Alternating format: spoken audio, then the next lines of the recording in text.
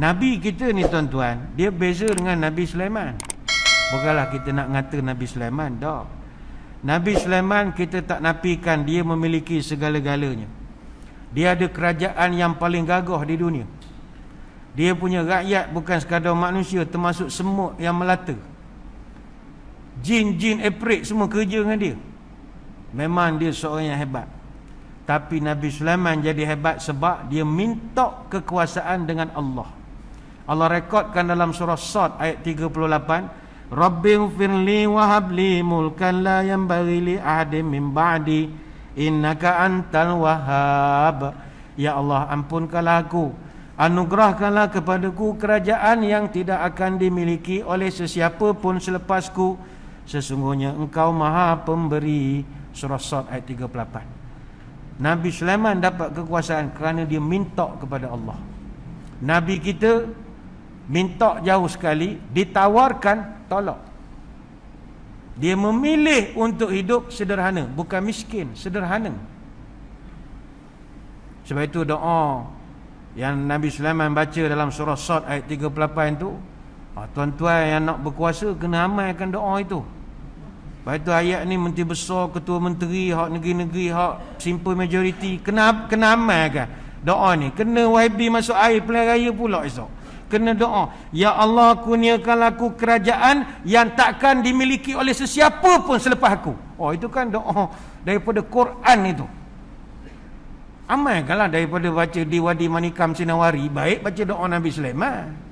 Jumpa Tok Bomoh bagai tak payah.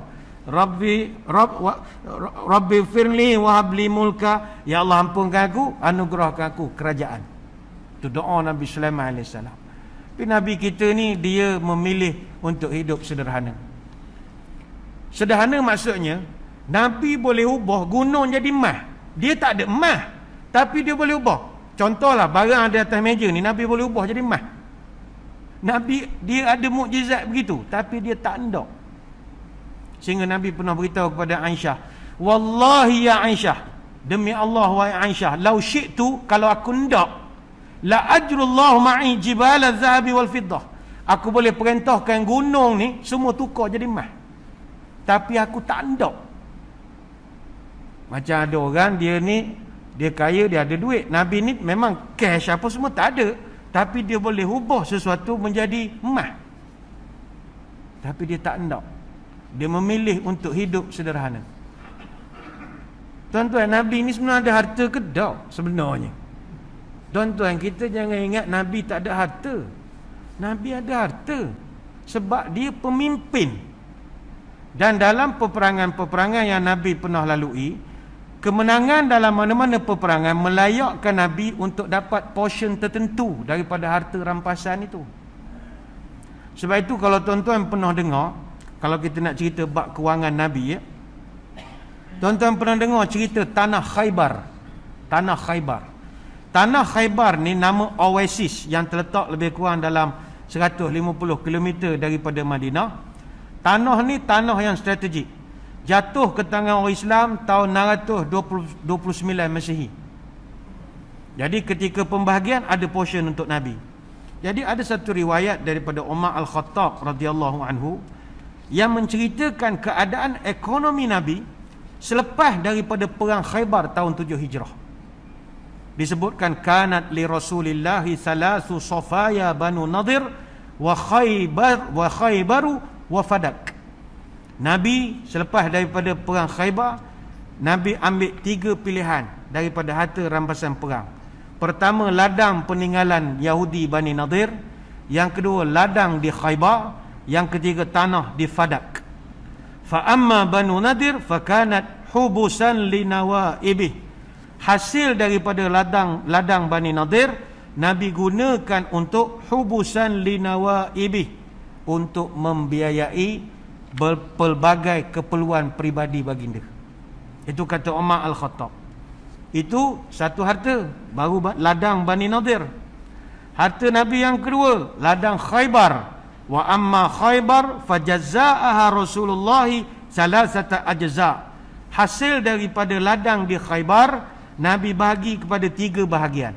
Juz'aini bainal muslimin wa juz'an nafaqatan li ahli. 2 portion Nabi bagi kepada orang Islam, bagi kepada masyarakat. 1 bahagian Nabi ambil untuk beri nafkah kepada keluarga dia.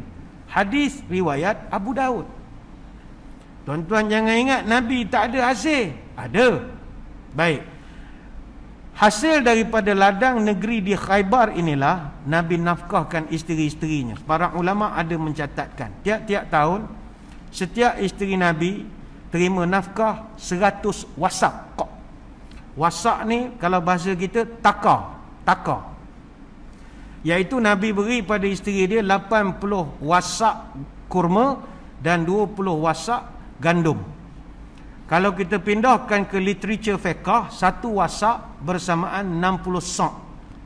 1 sa' bersamaan 2.4 kilogram.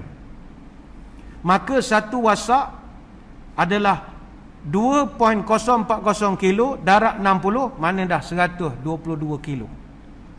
Maka berdasarkan perkiraan ini, kita dapat tahu bahawa total nafkah yang Nabi berikan kepada masing-masing isteri baginda adalah 80 wasak kurma darab 122.4 kilo bersamaan 9,792 kilo kurma. 20 wasak gandum darab 122.4 kilo bersamaan 2,448 kilogram gandum. Kalaulah kita andaikan harga sekilo kurma RM12, maka total nilai nafkah kurma bagi setiap isteri Nabi ialah 9.7 kilo darab 12 bersamaan RM117. Bukan tak ada duit, ada. Tapi Nabi memilih hidup sederhana. Dan tuan-tuan kena ingat, Nabi punya isteri bukannya seorang. Kana lin nabi tis'u niswatin, kata Anas. Nabi ada 9 orang isteri. Ni hadis Bukhari Muslim. Maknanya isteri Nabi semua dapat nafkah masing-masing daripada penghasilan ladang-ladang ini. Dan kerana tanah di Khaybar inilah menjadi titik permulaan permusuhan antara kita ahli sunnah wal jemaah dengan Syiah. Ini punca kita bergaduh. Dia orang kita ni kelahi semua bab harta asalnya. Tak harta bab berebut politik. Tu je punca kelahinya.